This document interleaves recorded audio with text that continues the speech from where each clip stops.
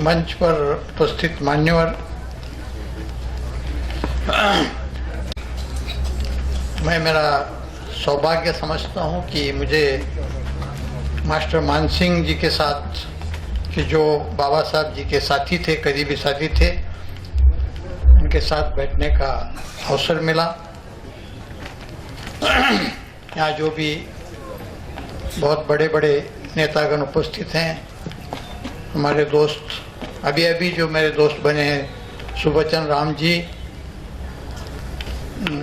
ताताराम मेहना साहब, पिता और मेरे साथियों, मैं अच्छा वक्ता नहीं हूँ और मेरी हिंदी भी इतनी अच्छी नहीं है, फिर भी जो भी हकीकत है वो मैं बताने की कोशिश करूँगा, जिस तरह से मैं बता पाऊँ। जो बताऊँगा वो हकीकत है, इतना समझ लीजिए। अभी बहुत जोशपूर्ण भाषण हुए हैं, उसमें मेरा भाषण आपको कितना अच्छा लगेगा मुझे पता नहीं। जो आज विषय दिया गया है, जैसे कि अभी राम जी ने बताया कि मैं विषय, किसी भी विषय पे मैं बोल सकता हूँ। मैं सचमुच थोड़ा हटकर ही बोलूँगा, जो भी मैं बात करूँगा। थोड़ा सा एडजस्ट कर सकते हैं क्या? है यार, अभी ठीक है ना आवाज़?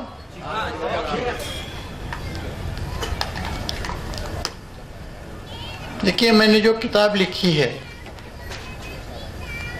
वो किताब के बारे में मैं आपको ज़्यादा बताना चाहूँगा। वो किताब में बहुत सारे पहलू हैं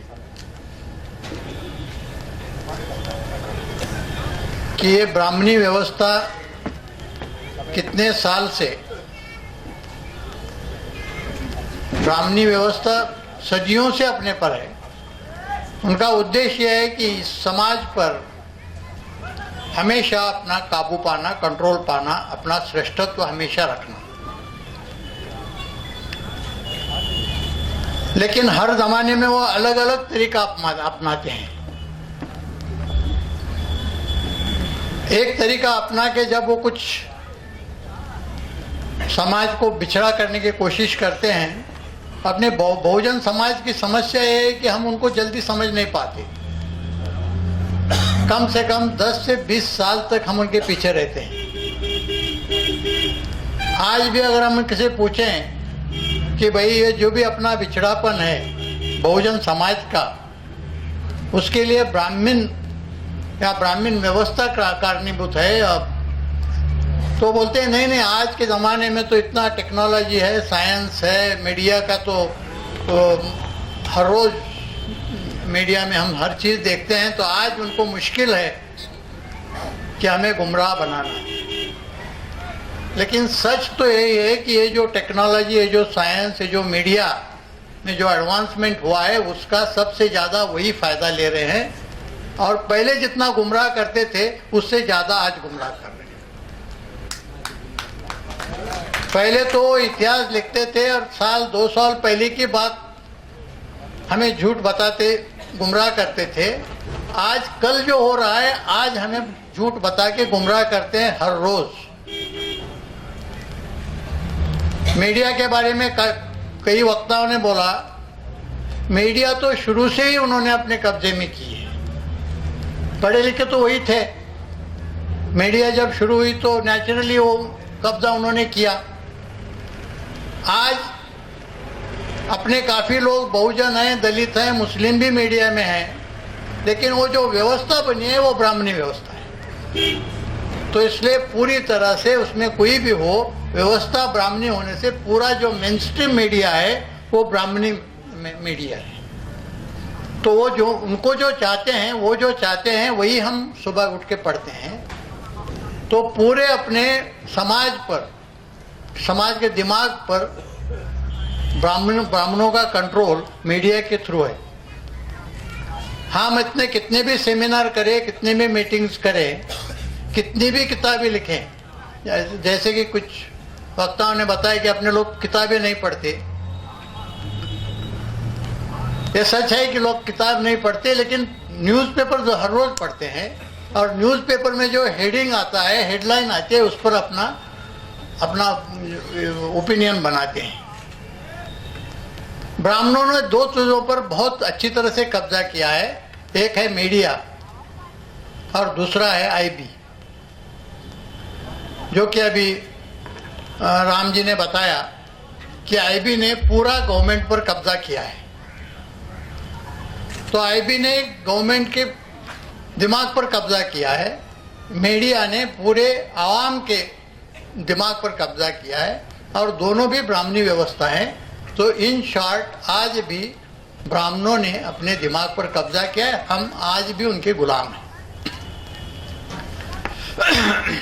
मेरे किताब में मैंने बताया आपको, मैंने बहुत सारी चीज़ें बताई हैं, बहुत सारे पहलू हैं। गुरनाम सिंह जी ने बताया कि उन्होंने पहला रिव्यू लिखा था, मुझे पता नहीं कौन से पहलू पर उन्होंने लिखा था, मैंने पढ़ा नहीं है उनका रिव्यू, लेकिन मैं सिर्फ आपको एक जो मेरे बुक का टाइटल है कि हु किल्ड करकरे, इस संबंध में थोड़ा बताना चाहूँगा कि हु किल्ड करकरे एक सब्जेक्ट से आपको पता चलेगा कि हमें कितना गुमराह किया जा रहा है।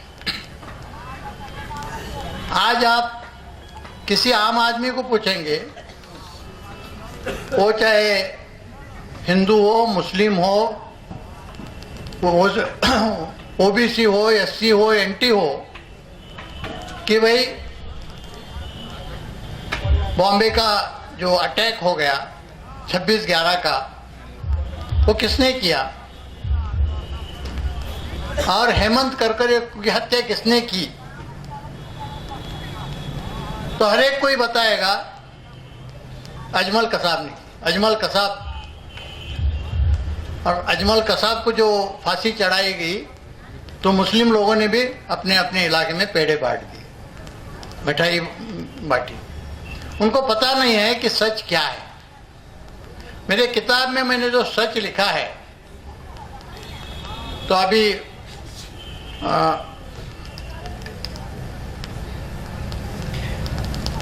सुबचन राम सिंह जी जो बताया कि वो किताब हाईकोर्ट में दाखिल किया है, उस पर ये है, तो सच वही नहीं है। सच उसमें का थोड़ा सच ये है कि बॉम्बे अटैक की केस में का फिर री इन्वेस्टिगेशन हो किया जाए, इस पर एक PIL दाखिल की है। यहाँ पटना के ही एक बहुत बुजुर्ग हैं, वो 3 बार यहाँ के MLA रह चुके हैं, आज मुझे रिसीव करने भी आए थे। 80 साल उम्र है उनकी। उनका नाम है राधाकांत यादव। राधाकांत यादव जी ने मेरे बुक के आधार पर एक याचिका हाईकोर्ट में दाखिल की है और कहा है कि ये बुक में लिखा है ये सच है, ये पुलिस ने जो इन्वेस्टिगेशन किया है वो झूठ है। तो इसलिए इस पुस्तक के आधार पर, इस बुक के आधार पर इस पूरे केस का री इन्वेस्टिगेशन किया जाए। तो उनकी 50 पेज की वो पिटीशन है। तो हाईकोर्ट ने government of India, Maharashtra government और बॉम्बे पुलिस को नोटिस देके उसको जवाब मांगा है। 3 साल हो गए। 17 अगस्त 2010 को उनको नोटिस इशू की, आज तक ना ये दोनों ने जवाब नहीं दिया, और कोर्ट को भी हिम्मत नहीं हुई कि उस पर कुछ ऑर्डर करे री इन्वेस्टिगेशन की।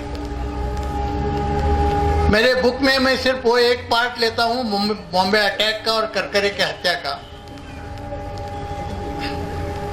मैंने बताया कि करकरे की हत्या किसने की और क्यों की। करकरे की हत्या ब्राह्मण्यवादियों ने और आईबी ने मिलके की। और ये क्यों की, तो ये ब्राह्मणवादियों की एक बहुत बड़ी साजिश चली थी 5-6 साल से, और वो साजिश का पर्दाफाश हेमंत करकरे ने किया था, और वो बाद में आ रहा था। जो भी उसे सबूत मिले थे, वो सबूत के आधार पर वो अपने लोगों को बुलाता था और उनकी पूछताछ करता था, एक बहुत हेमंत करकरे मेरे बहुत करीबी दोस्त थे, बहुत ईमानदार आदमी थे। जब वो मालेगांव 2008 का इन्वेस्टिगेशन कर रहे थे, जांच कर रहे थे, तो उस दरमियान उन्होंने 3 लैपटॉप बरामद किए। और वो जब लैपटॉप वो खोल के देखा तो उसमें वो लैपटॉप में वो 3 लैपटॉप यानी हिंदू राष्ट्र का या ब्राह्मण राष्ट्र का ब्लूप्रिंट था, प्रोजेक्ट रिपोर्ट ही था। अभी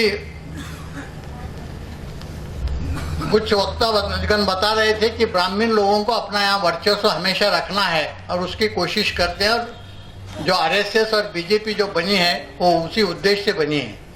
ये सच है कि आरएसएस जब बनी तो उनका उद्देश्य था कि ब्राह्मणी व्यवस्था को कायम रखना और हिंदू राष्ट्र के नाम से ब्राह्मण्यवादी राष्ट्र इस देश में लाना, यही उनका उद्देश्य था। लेकिन आगे चलकर बीजेपी आई और वो पॉलिटिक्स में चले गए। फिर जो कट्टर ब्राह्मण्यवादी थे वो सोचने लगे कि अब ये लोग एम्बिशियस बन गए हैं, जो अपना मुख्य उद्देश्य है ब्राह्मण्यवादी राष्ट्र का निर्माण करना, अब ये इनके पास बस की बात नहीं है। तो इसलिए उन्होंने अभिनव भारत नाम की एक संस्था, एक संगठन एक शुरू किया। और ये संगठन क्या करता था? ये संगठन इस देश के प्रमुख शहरों में जाके वहां के जो कट्टर ब्राह्मण्यवादी थे उनकी मीटिंग्स लेते थे, और वो मीटिंग्स में उनका डिस्कशन होता था कि हमें अगर अपने ओरिजिनल एजेंडा के मुताबिक अगर ब्राह्मण राष्ट्र या हिंदू राष्ट्र यहाँ स्थापित करना है तो हमें क्या करना पड़ेगा।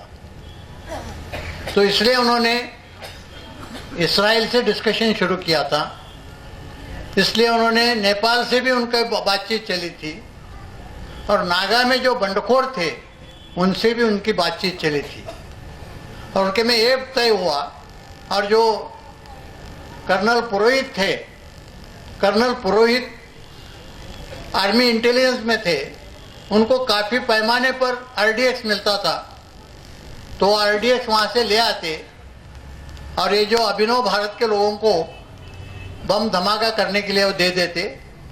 और वो फिर एक पैटर्न ऐसा बना कि ये उनको बम धमाके के लिए आरडीएक्स देते थे, अभिनव भारत के लोग बम धमाका करते थे। दूसरे दिन आईबी अलग अलग मुस्लिम संगठनों के नाम से उसे पब्लिसिटी देती थी, और जो मीडिया, जो ब्राह्मण्यवादी पूरी मीडिया है, उसे बहुत ज़्यादा पब्लिसिटी देती थी। ये सिलसिला कई दिन तक चला रहा। जब हेमंत करकरे ने ये 3 लैपटॉप हासिल किए, बरामद किए, तो उसमें उनके जो भी मीटिंग थे वो एक गलती किए थे जो ब्राह्मणों ने हजारों सालों में नहीं गलती की, वो गलती उन्होंने इस बार की थी। वो गलती ये थी कि जो भी उनके मीटिंग होते थे उसके वो वीडियो या ऑडियो रिकॉर्डिंग करके वो रिकॉर्डिंग वो अपने लैपटॉप में रखते थे। तो ऐसे 24 मीटिंग के रिकॉर्डिंग ये 3 लैपटॉप में थे। हेमंत करकरे क्या करते थे? हेमंत करकरे एक एक मीटिंग का जो ट्रांसक्रिप्ट है वो देखते थे, जिनके जिनके शक्ल जो भी बड़े बड़े नेता थे, पॉलिटिकल लीडर्स भी थे, रिलीजियस लीडर्स भी थे, बड़े बिल्डर्स और डायमंड मर्चेंट्स, ऐसे बड़े लोग भी उसमें थे। इंडिया के जितने इम्पोर्टेंट ब्राह्मणिस्ट लीडर हैं वो सबकी शक्लें उसमें थी। हेमंत करकरे एक क्लिप देखते थे और उसमें जिनके नाम थे उनको बुला के उनकी पूछताछ शुरू करते थे, इंट्रोगेशन शुरू करते थे। उन्होंने एक क्लिप देखी, दूसरी क्लिप देखी, तीसरी क्लिप देखी, ये सब लोग घबरा गए। और उसमें इतने खतरनाक इंफॉर्मेशन थी। उनका उद्देश्य भी स्पष्ट था। उनका उद्देश्य स्पष्ट था। एक ही मीटिंग का, अगर आप वक्त होगा मुझे वक्त देंगे तो एक मीटिंग का मैं कुछ बौरा है 3 मीटिंग का उन्होंने ट्रांसक्रिप्ट किया। बाकी मीटिंग का करने के पहले उनको मारा गया। 24 मीटिंग का उसमें बौरा था। 3 मीटिंग का ट्रांसक्रिप्ट करके वो इंक्वायरी कर रहे थे तब तक बॉम्बे अटैक हो गया और उनको मारा गया। तो उसमें कि 2008 जनवरी में फरीदाबाद में जो मीटिंग हो गई,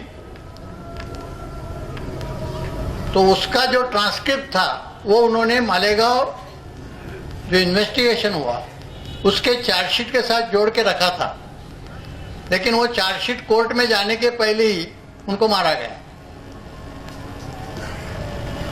फिर भी सबको पता था कि इन्होंने वो जो ट्रांसक्रिप्ट है, जो ब्यौरा है, उसे जोड़ा है। तो उनके हत्या के बाद भी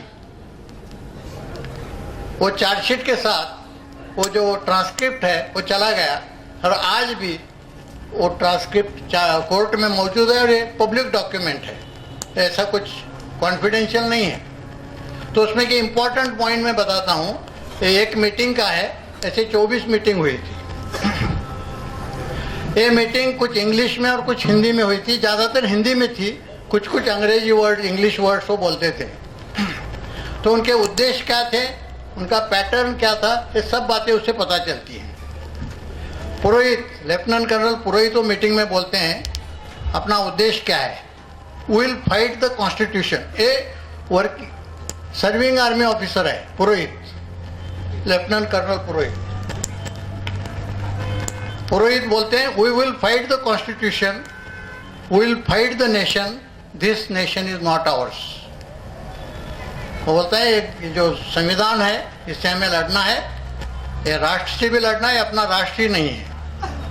पुरोहित फिर आगे बोलते हैं we have to fight the constitution, we have to fight for our independence. अपने स्वतंत्रता के लिए लड़ना है, अपनी यानी ब्राह्मणों की। फिर वो हिंदी में बोलते हैं इस संविधान को मानना ही नहीं है, नॉकिंग डाउन ये एक ही तरीका आवश्यक है। ये संविधान को हमें मानना नहीं है, इसे खत्म करना एक ही तरीका है। फिर उपाध्याय करके वो भी रिटायर्ड आर्मी ऑफिसर है, वो बोलते हैं this constitution is not applicable to us, will not be acceptable to us, another constitution will come into place, then Hindu Rashtra is establish. ये घटना अपने को एक्सेप्टेबल नहीं है, इसे मानना ही नहीं है, नई घटना बनाना चाहिए और फिर अपना हिंदू राष्ट्र बनेगा।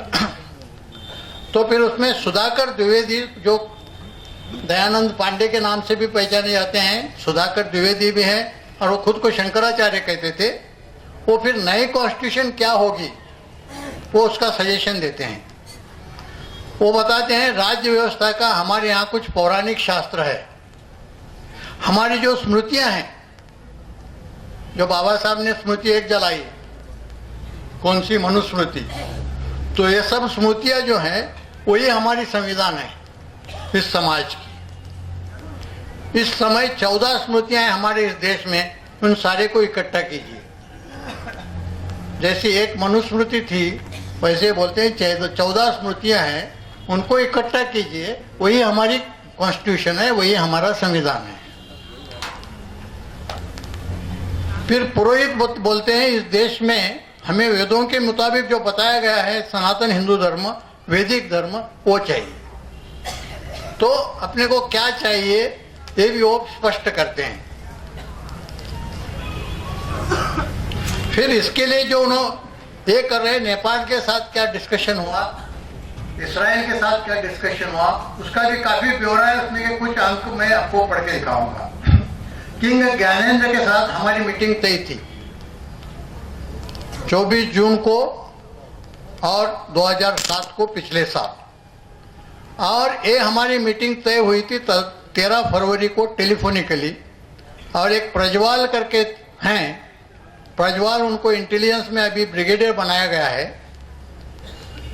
वो हमने इसके लिए बहुत कष्ट करके मीटिंग, उन्होंने बहुत कष्ट करके मीटिंग की थी।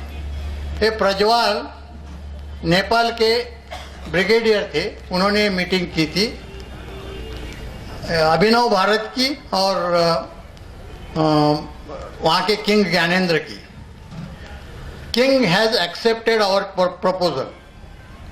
मेरा उनको प्रपोजल ये था कि मेरे 20 लोग आपके यहाँ से ऑफिसर बन के ट्रेनिंग करेंगे हर 6 महीने से। 1 साल में मुझे 40 लोग मिलेंगे और मेरे 200 लोग आपके यहाँ जवान करके ट्रेनिंग लेंगे, जो मेरे को 1 साल में 400 लोग मिलेंगे। तो जो टेररिस्ट थे अभिनव भारत के, जो ब्राह्मण्यवादी टेररिस्ट थे, उनको ट्रेनिंग देने का फैसला नेपाल के राजा में और इनके में हुआ था। 20 अधिकारी और 200 जवान हर 6 महीने में वो ट्रेनिंग करेंगे। दूसरी उन्होंने मांग की थी, you being an independent nation ask for AK-47 from Czechoslovakia will pay the money and ammunition. जो AK-47 राइफल है वो जेकोस्लोवाकिया में मिलते तैयार होते हैं, और वो इंडिविजुअल को नहीं मिलते, वो गवर्नमेंट को मिलते हैं। तो बोलते हैं कि आप वो लेके हमें दीजिए, हम आपको पैसे देंगे, एम्यूनिशन हम खुद खरीद करेंगे। The king has accepted. हाँ, तो एक किंग ने एक्सेप्ट किया। ये इनका दोनों का ये हुआ था। फिर इसराइल के साथ इनका जो डिस्कशन चला था, इसराइल से मैंने संपर्क किया है। हमारा एक कैप्टन इसराइल होके आ गया है। Very positive response from their side. हमने 4 चीजें मांगी थी, continuous and uninterrupted supply of equipment and training. Second, allow us to start our office with saffron flag in Tel Aviv. Number 3, political asylum. Number 4, support our cause in the UN that Hindu Rashtra is born. ये 4 मांगे की थी कि हमें equipment का और training दे दो, दूसरा हमारा ऑफिस तेल अवीव में स्टार्ट कर दो, हमें राजकीय आश्रय दे दो, और चौथा हमारा कॉज UN में आप लेके चलो। तो उन्होंने 2 चीज़ों को मान्यता दी है। They don't want to fly our national flag in Tel Aviv. बोलते हैं कि हमारे यहाँ जो भारत के साथ संबंध ठीक हो रहे हैं, हमको वो चाहिए, वो खराब हो जाएंगे। और दूसरी बात ये बोल रहे हैं कि हम आपको जो ये इंटरनेशनल फोरम में इस सिचुएशन में अभी इस हालात 2 सालों तक सपोर्ट नहीं करेंगे, जब तक आपकी मूवमेंट कुछ मोमेंटम गैदर नहीं करती है। Political asylum any time for equipment and training once you show something on the ground and, और मैं ये अचीव कर रहा हूँ। वो बोले कि जो फ्लैग आप लगाने बोल रहे हो हिंदू राष्ट्र का, वो नहीं कर सकते। UN में भी आपका कॉज हम अभी नहीं कर सकते लेकिन ट्रेनिंग इक्विपमेंट आपको कभी भी मिलेगा और राजाश्रय आपको कभी भी मिलेगा। तो ये आश्वासन इसराइल से मिला। फिर नागालैंड में जो बंडखोर गवर्नमेंट था, उसे कंट्रोल करने के लिए हमारे आर्मी ऑफिसर भेजे जाते थे। जब इनको भेजा गया था पुरोहित को, तो पुरोहित ने वो बंडखोर जो नागा थे उनसे साठगांठ कर ली, और उनके साथ 7 साल का उन्होंने गठबंधन किया कि 7 साल तक ये नागा के जो रिबेल गवर्नमेंट है उसे सपोर्ट करेंगे, और नागा के रिबेल हिंदू राष्ट्र को सपोर्ट करेंगे। तो उसमें ये बोलते हैं कि आज के तारीख में NSCIM और NSCL का विघटन हो गया है तानसुकों को हटा के, और वो पैरेलल गवर्नमेंट काम कर रहे थे पिछले 50 साल से 55 साल से। NSCL का डिफेंस मिनिस्टर जो है, जब मैं नागालैंड में था स्वामी जी 1993 में, तो उस टाइम उसके ऊपर ज़्यादा प्रभाव था NSCL का, तो उनको मैंने सेव किया था। उस टाइम जो डिफेंस मिनिस्टर थे उनका नाम था खेतोसी सेमा। खेतोसी सेमा को मैंने अपनी जिम से बाहर निकाला था, क्योंकि उनका वहाँ पे जिंदा रहना मेरे लिए आवश्यक था।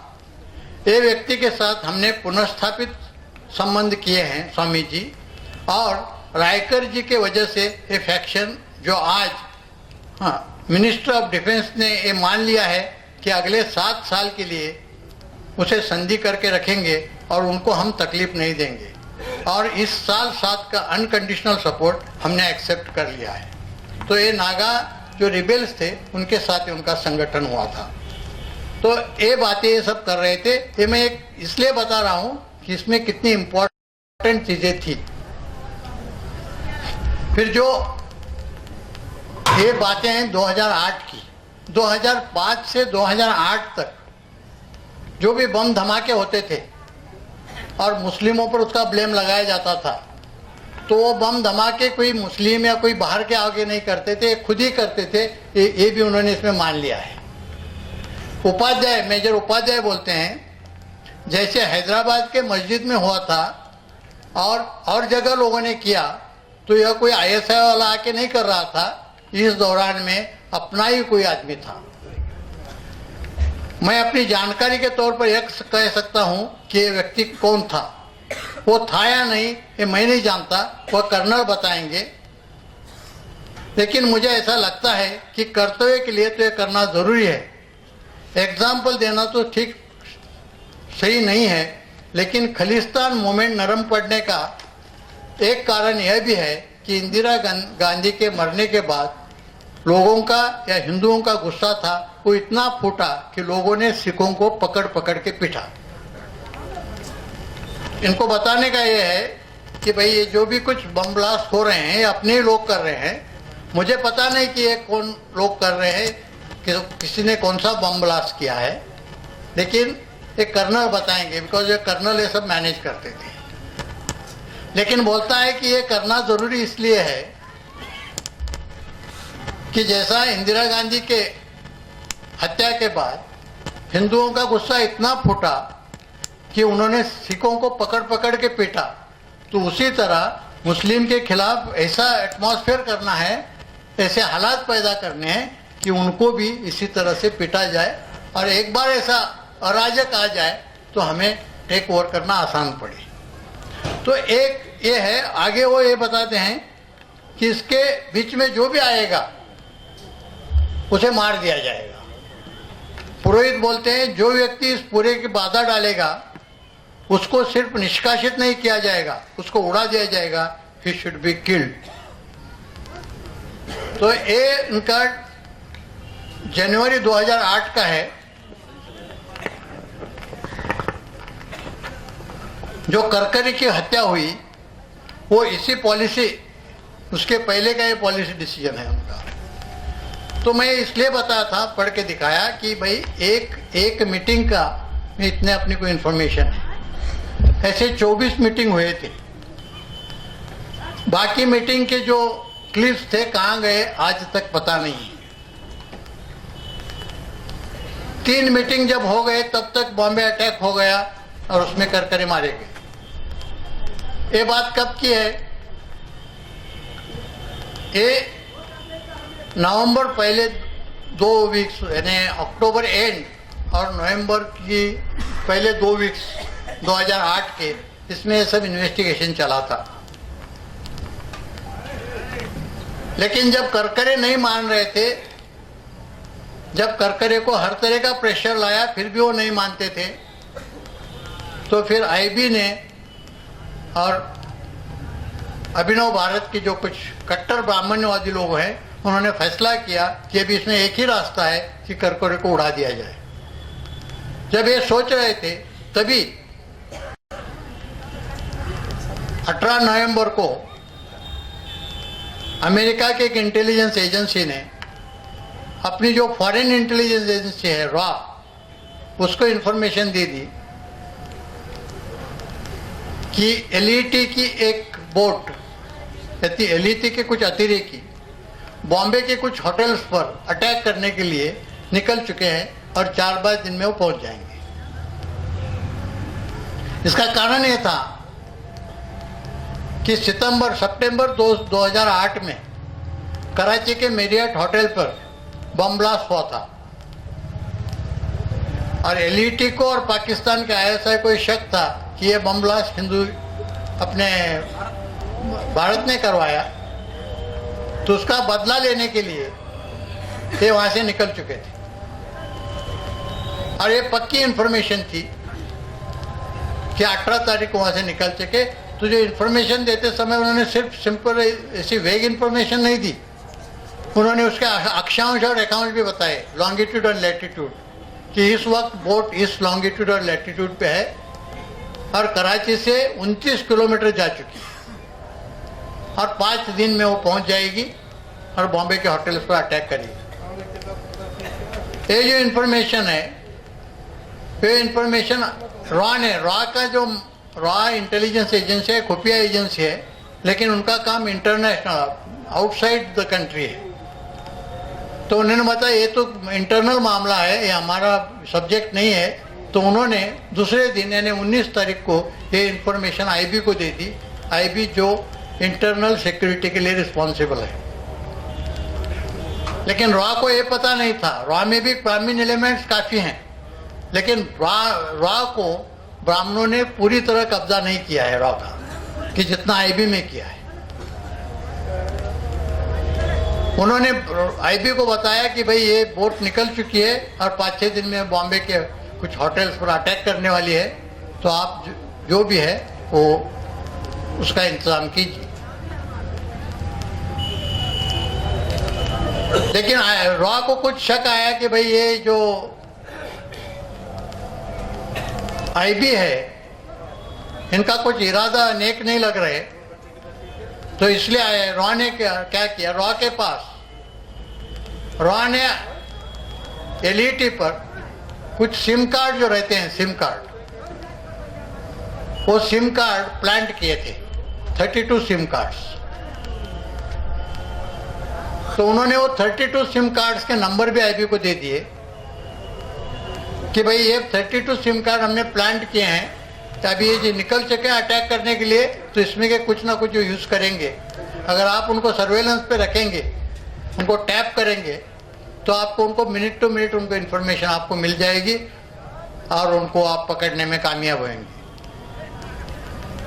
आईबी ने दोनों भी बातें नहीं की। आईबी ने इन्फॉर्मेशन मुंबई पुलिस को भी नहीं बताई, आईबी ने इन्फॉर्मेशन वेस्टर्न नेवल कमांड को भी नहीं बताई। अपनी वेस्टर्न नेवल कमांड इतनी काबिल कमांड है कि अगर उसे पता चलता तो 1 मिनट में वो बोट को उड़ा देते थे। अगर बॉम्बे पुलिस को पता चलता तो बॉम्बे पुलिस उसे वैसा ही पकड़ के उठा के ला सकते थे, क्योंकि उसमें बहुत छोटी बोट थी और उसमें सिर्फ 8-10 लोग थे। ये नहीं बताते हुए उन्होंने ये बात बताई अभिनव भारत को और उनको बोला कि भाई ये जब लोग अटैक करने आएंगे, 5-6 दिन का अभी वक्त है, तो तुम तैयारी करने लगो, और जब इधर होटल पर अटैक करेंगे तो आप पैरेलल अटैक अंदर के बाजू में कर लो, वहाँ हम करकरे को भेज देंगे और उसे उड़ा डालो। उनको तो मिनट टू मिनट इंफॉर्मेशन मिलती थी। जो 32 सिम कार्ड दिए थे उसमें के 3 सिम कार्ड वो एक्चुअल यूज कर रहे थे आते समय, जो एलईटी के अतिरेकी थे। तो इनको ये इंफॉर्मेशन मिलती गई और इन्होंने वो इंफॉर्मेशन सिर्फ अभिनव भारत को दे दी और अभिनव भारत के लोगों ने पैरेलल अटैक किया, उसको सिंक्रोनाइज किया और दुनिया को ये बताया कि ये अटैक और वो अटैक दोनों ने भी एलईटी ने किए हैं। और उसमें जो एनकाउंटर हो गया वो एनकाउंटर भी तीसरा फर्जी एनकाउंटर था, उसका और ये अटैक वालों का कुछ भी संबंध नहीं है। तो आप मुझे बताएंगे कि भाई ये इतनी सब इंफॉर्मेशन आपको कहीं से मिली, तो ये भी बहुत इंटरेस्टिंग बात है, आपको समझना जरूरी है। जब ये अटैक हुआ तो दिल्ली में हलचल मच गई। रॉ के लोग बोलने लगे कि भाई इतनी पक्की इंफॉर्मेशन, जिसे हॉट इंफॉर्मेशन बोलते हैं, जिसे स्पेसिफिक इंफॉर्मेशन बोलते हैं, इतनी स्पेसिफिक इंफॉर्मेशन देने के बावजूद और उनके टेलीफोन नंबर देने के बावजूद ये अटैक हुआ कैसे। तो ये हलचल मचते ही उस वक्त शिवराज पाटिल गृह मंत्री थे, अपने होम मिनिस्टर, उन्होंने झट से इंक्वायरी ऑर्डर की। उसका आईबी को पता ही नहीं चला और जो इंक्वायरी ऑफिसर था वो भी कोई ईमानदार इंक्वायरी ऑफिसर होगा, उसने बहुत ऑनेस्टली और ईमानदारी से इंक्वायरी की। 15 दिन में इंक्वायरी का रिपोर्ट दिया और इंक्वायरी के रिपोर्ट में पूरी बातें आ गई कि भाई 18 तारीख को मिली थी, 19 तारीख को समझाई गई, 21 तारीख को उनको टेलीफोन के नंबर दिए गए और इन्होंने बॉम्बे पुलिस को भी नहीं समझाया और वेस्टर्न नेवल कमांड को भी नहीं समझाया। सिर्फ कोस्ट गार्ड ने बहुत छोटा यूनिट है, रिकॉर्ड के लिए कोस्ट गार्ड को समझाया था। कोस्ट गार्ड को इंफॉर्मेशन ऐसी इतनी इंपॉर्टेंट चीज की देना है ने अपने यहाँ अगर डेकॉइटी हो गई तो होमगार्ड को समझाने जैसा है। फिर भी वहाँ एक नीलकंठ क्या तो भी मैं नाम भूल गया, महाराष्ट्रीयन ही नाम है, वहाँ जो ऑफिसर था वो इतना ईमानदार था कि उसने रात दिन वहाँ देखा कि वो बोट नहीं आई। तो जो आईबी का ऑफिसर था प्रभाकर आलोक, कि जिसने वो इन्फॉर्मेशन दी थी, उसे उसने पूछा कि वो बोट तो मुझे नहीं मिल रही, मैंने पूरी जांच की है मेरे एरिया में, तो मुझे अपडेट दे दो बोट का, अभी बोट कहाँ है। उसे शक आया कि ये कुछ मुझे सच नहीं बोलेगा, तो इसने सिर्फ टेलीफोन से नहीं तो राइटिंग में भी उसे समझा दिया कि मुझे बोट का अपडेट दे दो कि मुझे बोट नहीं मिल रही, मैं यहाँ तैयारी में हूँ। तो जो प्रभाकर आलोक था, प्रभाकर आलोक ने आखिर तक उसे वो इन्फॉर्मेशन नहीं दी, वो भी वो इंक्वायरी में आया है। तो ये इंक्वायरी रिपोर्ट उन्होंने दबाने की कोशिश की, दबाई है। लेकिन इंडियन एक्सप्रेस और हिंदुस्तान टाइम्स, ये दो न्यूज़पेपर ने वो रिपोर्ट कहीं से हासिल किया और उसमें के जो इम्पोर्टेंट पॉइंट्स थे वो पब्लिश किए। मेरे बुक का आधार वो दो न्यूज़पेपर्स की कटिंग्स हैं। आज तक कोई चैलेंज नहीं कर पाया। मैंने उस पर ये दो जो हेमंत करकरे को कैसा बुलाया गया, हेमंत करकरे को कैसा भेजा गया और जो एनकाउंटर हो गया वो एनकाउंटर कैसा झूठा था, ये सब बातें बुक में बताई है। और इसी बुक के आधार पर, इसी पॉइंट के आधार पर राधाकांत जी यादव जो है उन्होंने वो पीआईएल की है और उसे जवाब आज तक नहीं दे पाए और गवर्नमेंट भी आज तक उस पर कुछ नहीं बोल रही और कोर्ट भी उस पर, कोर्ट का भी हिम्मत नहीं हुई कि उस पर कुछ ऑर्डर करे। अगर कोर्ट के ऑर्डर एक हफ्ता भर भी अगर उसे जवाब नहीं देता तो कोर्ट एडवर्स इन्फ्रेंस निकाल के अपनी ऑर्डर देता है, लेकिन आज तक इस पर ऑर्डर नहीं हुई। फिर राधाकांत यादव जी ने जब अजमल कसाब की आखिर लास्ट जो अपील था सुप्रीम कोर्ट में पेंडिंग था,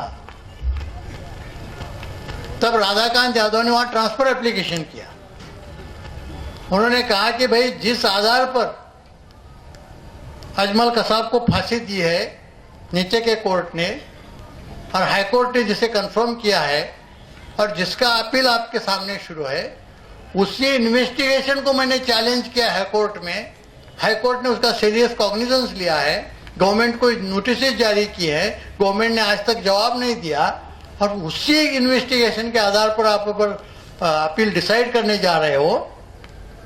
तो अभी मैं ट्रांसफर एप्लीकेशन कर रहा हूं, आप एक तो मेरा पीआईएल इधर ट्रांसफर कीजिए और वो जो अपील है वो अपील के साथ उसकी सुनवाई कीजिए, या आप रुकिए, पीआईएल का डिसीजन होने दो, फिर आप अपील की सुनवाई कीजिए। सुप्रीम कोर्ट ने बहुत इंटरेस्टिंग उसमें स्टेप ली। मैं किसी भी कोर्ट को या किसी जज को बोलता हूं तो बोलते हैं ऐसा तो हो ही नहीं सकता। मैं बोला हो गया। सुप्रीम कोर्ट ने क्या किया, राधाकांत जी यादव का जो ट्रांसफर पिटीशन था वो अपील को जोड़ दिया और उसकी सुनवाई नहीं की। और अजमल कसाब का अपील डिसमिस करते समय एक ही लाइन लिखी कि in view of this judgement the transfer petition is dismiss. अरे जो ट्रांसफर पिटीशन तुमने इधर लाया ही नहीं, बुलाया भी नहीं, उसकी सुनवाई नहीं की और कैसे डिसमिस किया। तो ये बहुत सीरियस उनका लैप्स है। मैंने बुक में रिपीटेडली कहा है कि ये करकरे की हत्या ये ब्राह्मण जो ब्राह्मण्यवादी हैं उन संगठनों ने और आईबी ने मिलके किया है। आज भी सुप्रीम कोर्ट का जजमेंट होने के बाद भी हर लेक्चर में मैं कह रहा हूं कि मैं जो कहता हूं वो सच है, लेकिन ना तो मेरे कोई किताब पर कोई बैन लाता है, ना मुझ पर कोई एक्शन लेता है। अगर ये दोनों भी नहीं कर सकते, यानी इसमें कि कौन सी भी बात करेंगे तो सब पूरा सच सामने आ जाएगा। तो करकरे को इसलिए उन्होंने मारा कि अगर करकरे को नहीं मारते तो ये ब्राह्मण्यवादी संगठनों का जो भी साजिश चली थी, एंटी नेशनल, जिन्हें हम जो खुद को राष्ट्रभक्त कहते हैं, वो एक नंबर के राष्ट्रद्रोही हैं, देशद्रोही हैं, ये उसमें साबित होता था। और ये अटैक करने के लिए जो भी 200 लोग मारे गए, उसके लिए सबसे ज्यादा आईबी जिम्मेदार है। आईबी ये देश की सबसे बड़ी या सबसे अहम, बोलो सबसे इंपॉर्टेंट खुफिया एजेंसी है। राजीव गांधी ने तो बोला था कि IB is the first line of our defence. अगर ये फर्स्ट लाइन ऑफ डिफेंस इतनी देशद्रोही है, वो अतिरेकों को अंदर आने देती है और इतनी हत्या करने के लिए कारणीभूत है, तो ये कैसी एजेंसी है? तो ये पूरी तरह से आईबी ने अपने को कंट्रोल करके रखा है। आईबी आज लोग बोलते हैं कि आरएसएस है, बीजेपी है, ब्राह्मणवादी संगठन है। मैं तो उनको नहीं समझता। आज ब्राह्मणवादियों का प्रतिनिधित्व और नेतृत्व कौन करती होगी? तो आज आईबी करती है। तो आईबी को कोई भी पूछता नहीं। पूरी गवर्नमेंट उनके हाथ में है, जुडिशरी भी उनसे डरती है, पार्लियामेंट में उनके खिलाफ क्वेश्चन भी नहीं पूछा जाता। एक संगठन ऐसा है कि उसका ऑडिट भी नहीं होता। राष्ट्रपति भवन का ऑडिट होता है, प्राइम मिनिस्टर के ऑफिस का ऑडिट होता है, हर डिपार्टमेंट का ऑडिट होता है, लेकिन आईबी का ऑडिट नहीं होता। और उनके पास इतना पैसा है, अकाउंटेड मनी, कि आप कभी इनकम टैक्स के लोग अपने साथ हैं, उनको पता होगा कि एक मेरे रैंक का ऑफिसर है, जॉइंट डायरेक्टर आईबी करके, आईजी रैंक का ऑफिसर होता है। उसका जो अनअकाउंटेड जो फंड्स हैं वो 800 करोड़ के हैं एक साल में, कि उसे उसका कुछ भी अकाउंट नहीं देना पड़ता, सिर्फ एक सर्टिफिकेट देना पड़ता है कि spent for such and such purpose, बस। तो ये एकमेव संगठन है कि जिसका ऑडिट नहीं होता। ये एकमेव संगठन है कि जो पार्लियामेंट्री जो कमिटीज है वो किसी भी पार्लियामेंट कमेटी के अंडर नहीं आता। ये एक ही संगठन है कि जिसके खिलाफ लोकसभा में या राज्यसभा में कोई क्वेश्चन भी नहीं पूछा जा सकता। तो आज ये सबसे खतरनाक संगठन कौन सा है? तो आईबी हुआ है। और आईबी आज क्या कर रही है? आईबी अपना कंट्रोल हमेशा रखने के लिए, आप लोगों को पता नहीं होगा, टेलीफोन टैपिंग का अनरिस्ट्रिक्टेड पावर्स उन्होंने अपने पास लिए। 2011 में उन्होंने पहला प्रपोजल डायरेक्टर ऑफ टेलीकम्युनिकेशन को भेजा कि जितने भी सर्विस प्रोवाइडर कंपनीज हैं टेलीकम्युनिकेशन के, वो सबको लिखा जाए कि हमें जो भी चाहिए, जो भी टेलीफोन हमें इंटरसेप्ट करना है या जो भी ईमेल इंटरसेप्ट करना है या स्काइप इंटरसेप्ट करना है, तो वो इमीडिएट हमें अवेलेबल किया उन्होंने करना चाहिए। डायरेक्टर ऑफ टेलीकम्युनिकेशन ने उनको लिखा कि उनको लिखने की जरूरत नहीं है, हम खुद ही वो सॉफ्टवेयर तैयार कर सकते हैं। 2012 में उन्होंने वो सॉफ्टवेयर तैयार किया और अप्रैल 2013 से 70 करोड़ टेलीफोन और 12 करोड़ इंटरनेट के कनेक्शंस, इसमें कहा कि जो भी चाहे वो अपने आईबी के लोग अपने एक ऑफिस में बैठ के किसके भी परमिशन के बिना वो टैप कर सकते हैं और उनका रिकॉर्ड ले सकते हैं। ये अप्रैल 2013 से काम शुरू हुआ है।